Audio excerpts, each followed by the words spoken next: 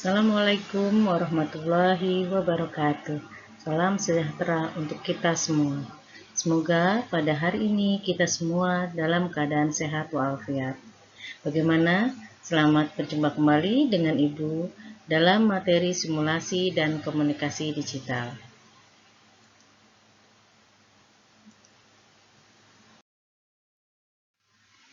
Untuk materi hari ini, kita akan mempelajari tahap pasca produksi. Sebagaimana kita sudah pelajari pada pertemuan-pertemuan sebelumnya, dalam memproduksi sebuah presentasi video, ada 3 tahap, yaitu tahap pertama adalah tahap praproduksi, kemudian tahap produksi, dan kita kini telah sampai pada tahap pasca produksi.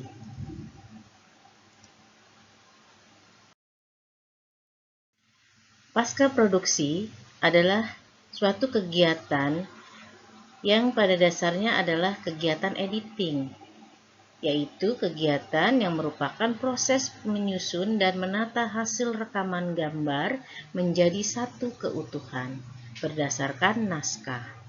Yang kedua, editing adalah proses menggabungkan dan mengkoordinasikan shoot demi shoot menjadi keseluruhan sinematik yang utuh.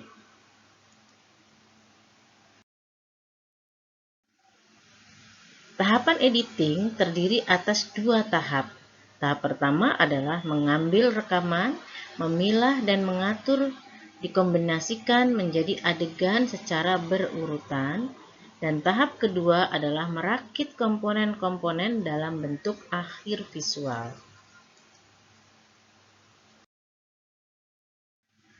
Proses editingnya sendiri dikenal beberapa istilah, yaitu ada beberapa hal yang harus kita pelajari. Di sini ada 5 proses editing. Yang pertama adalah capturing atau importing. Proses ini adalah proses memindahkan hasil rekaman gambar dari kamera ke perangkat editing. Yang kedua, proses pemotongan. Pada proses ini, hasil rekaman gambar dipotong untuk mendapatkan potongan video yang lebih baik. Yang ketiga, pengaturan transisi. Transisi merupakan bentuk perpindahan antar potongan gambar untuk menjaga kontinuitas gambar, membentuk suasana, pembeda waktu, dan juga tempat. Tahap yang keempat adalah tahap pemaduan suara, yaitu proses memadukan suara latar belakang, track audio dengan gambar yang sudah tersusun atau sebaliknya. Dan yang kelima adalah proses rendering, yaitu proses akhir penyatuan hasil editing menjadi satu kesatuan video yang utuh.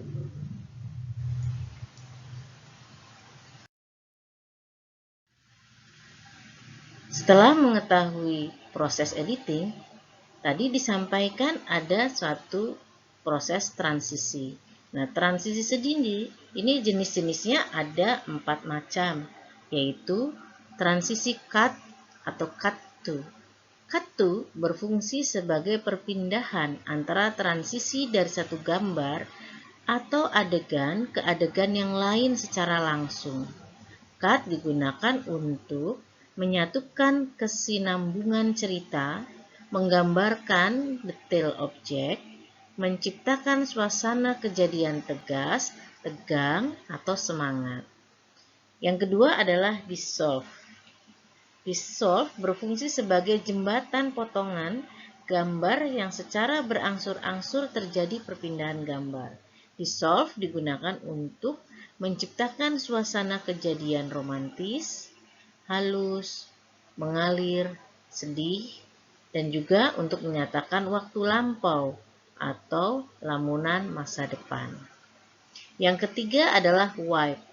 Wipe berfungsi sebagai transisi yang menggantikan gambar dengan gambar berikutnya dengan cara bergerak dari satu sisi ke sisi lain menggunakan pola bentuk tertentu. Wipe digunakan untuk menciptakan suasana ceria, bahagia, glamor, juga untuk memberikan kesan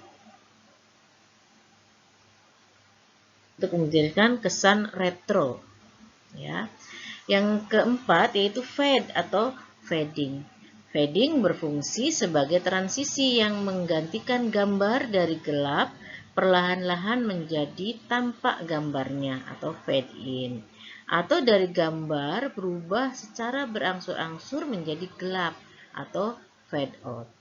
Fade berfungsi untuk sebagai awal dari sebuah adegan atau membedakan perubahan waktu.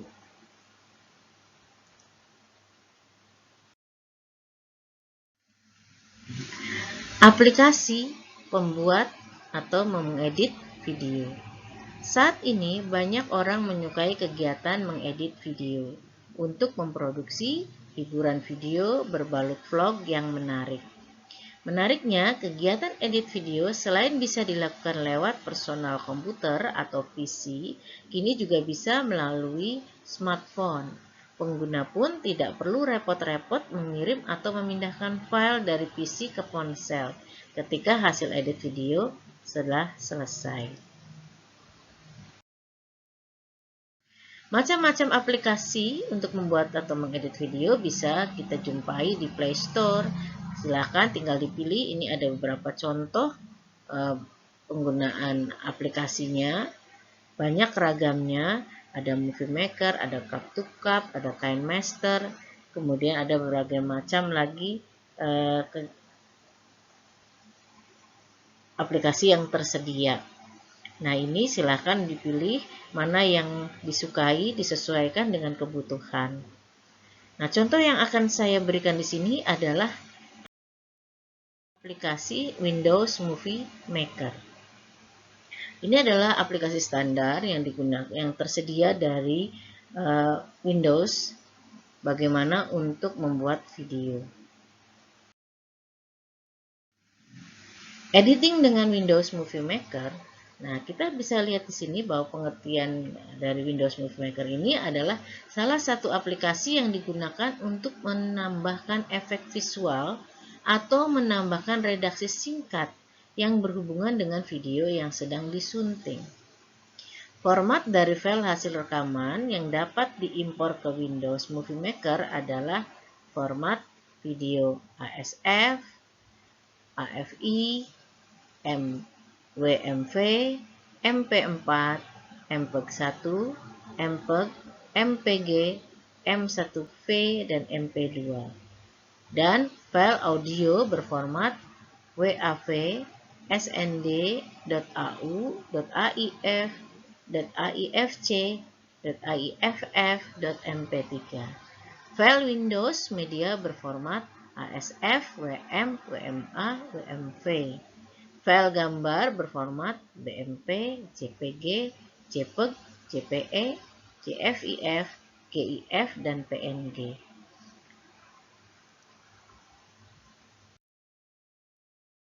Editing dengan Movie Maker. Ada 3 langkah yang harus dilakukan untuk melakukan editing, yaitu pertama, tentunya harus mengunduh atau mendownload aplikasi Windows Movie Maker. Nah, setelah diinstal atau di-download, kemudian diinstal ke dalam komputer atau laptop.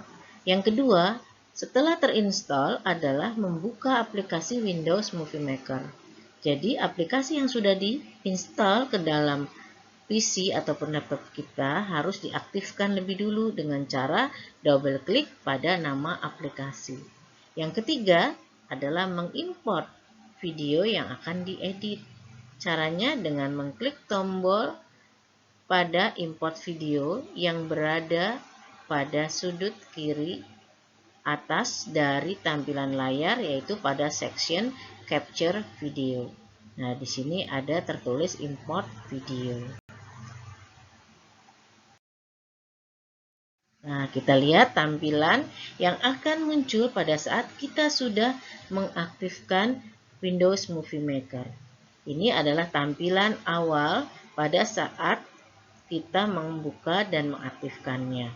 Di sebelah kiri ini adalah beberapa section atau bagian-bagian perintah, capture video, edit movie, ya, format movie, dan di baris atas ini tersedia menu-menu yang bisa dilakukan untuk melakukan perubahan-perubahan. Dibuka, setelah itu kita lanjutkan pada langkah yang kedua, yaitu mengimpor video yang dibutuhkan. Caranya dengan mengklik tombol import video yang berada pada section capture video di sisi sebelah kiri aplikasi. Nah, di sini ada capture video, lalu di bawahnya ini tertulis import video. Nanti akan keluar suatu kotak dialog seperti ini untuk memilih lokasi mana dan apa nama video yang akan kita edit. Jadi di sini silakan diklik, cari posisinya ada di mana, kemudian kita pilih file-filenya yang ada, lalu dilanjutkan dengan open. Nah, apabila sudah terbuka, nanti semua video yang sudah kita pilih akan tertulis pada bagian tengah dari aplikasi layarnya. Nah, kemudian langkah yang ketiga langsung kita lanjutkan, yaitu dengan mendrag and drop video tersebut ke dalam storyboard. Jadi bagian atas ini adalah informasi tadi video yang sudah kita buka, dan bagian bawah ini adalah storyboardnya. Semua video yang akan kita edit itu diletakkan ke dalam storyboard ini dengan cara drag and drop. Kita klik, kemudian kita drag, masukkan ke dalam kotak yang tersedia di storyboard, lalu dilepas. Nah, ini adalah langkah untuk memulai pengaturan editing. Langkah selanjutnya yaitu menambahkan judul. Untuk menambahkan judul, maka kita harus memilih make title pada bagian section edit movie. Di sini di edit movie ada beberapa perintah yang bisa kita lakukan. Nah, untuk menambahkan judul, maka pilihlah pilihan make title. Lihat di sini ada pilihannya.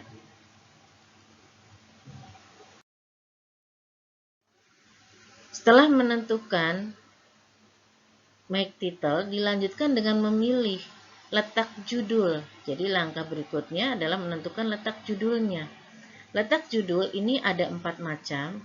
Ada title at the beginning. Fungsinya adalah untuk menentukan judul di awal video. Lalu yang kedua, title before the selected clip. Ya. Jadi semua gambar ataupun video yang kita letakkan pada storyboard ini disebut dengan clip. Nah, judul bisa diberikan di setiap awal sebelum klip yang kita maksud. Jadi, kita klik dulu gambar atau video yang akan kita beri judul, lalu pilihan title before the selected clip akan mengakibatkan munculnya judul sebelum gambar yang tadi kita pilih. Yang ketiga adalah jenis judul title after the selected clip.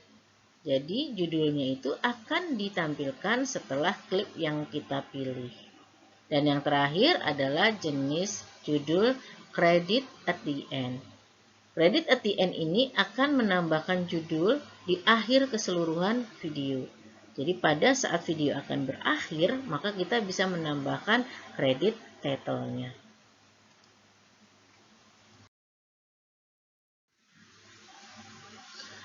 Langkah berikutnya adalah menuliskan judul yang kita maksudkan tadi.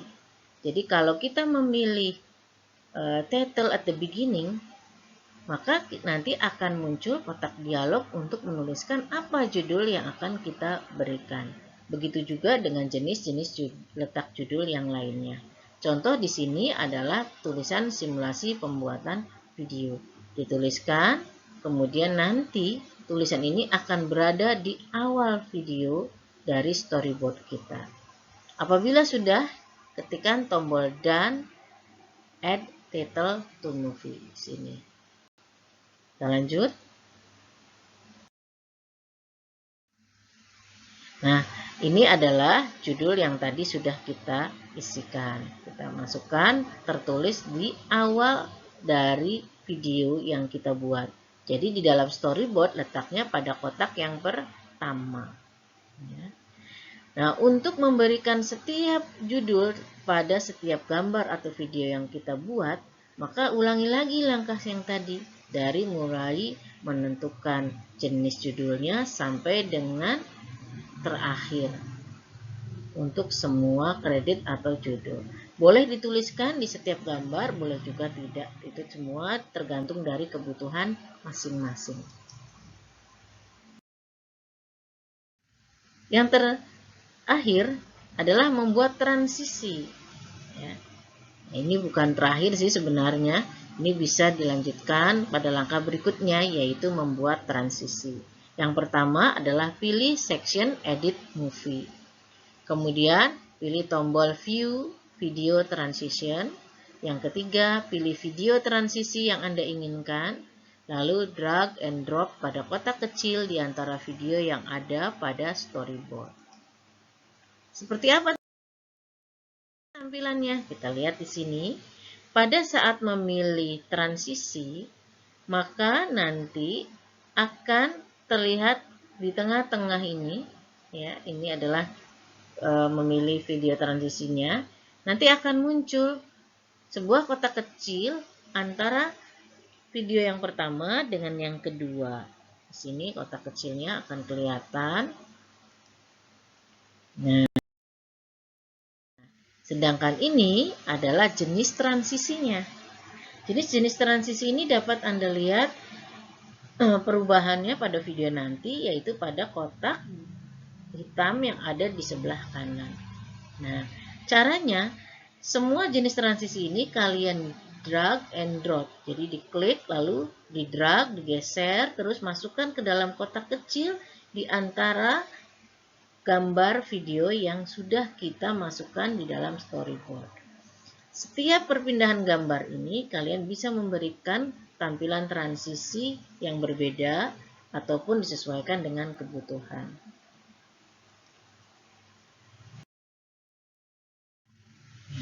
Nah, ini adalah langkah yang terakhir adalah menyimpan file.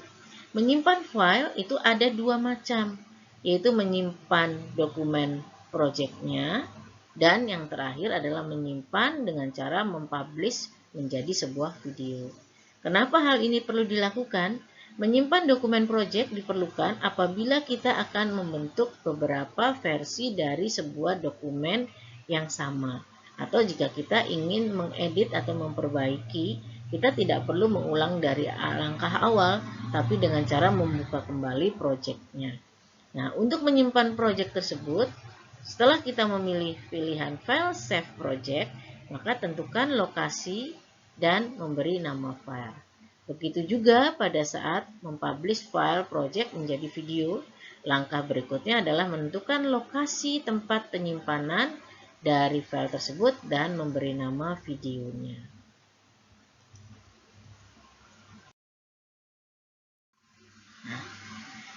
Bagaimana cara untuk menyimpan file project?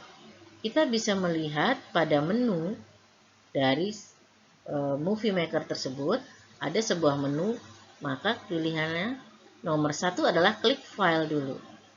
Yang kedua, klik Save Project As atau tekan tombol F12. Maka nanti akan muncul tampilan seperti ini. Ya.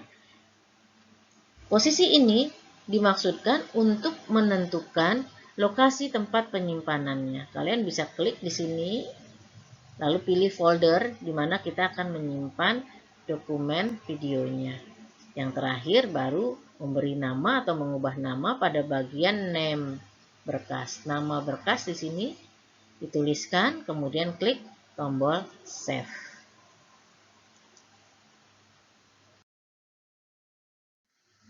Setelah kita menyimpan projectnya, maka langkah berikutnya adalah mempublish video. Jadi, kalau tadi itu baru menyimpan desainnya, tapi belum berubah menjadi video.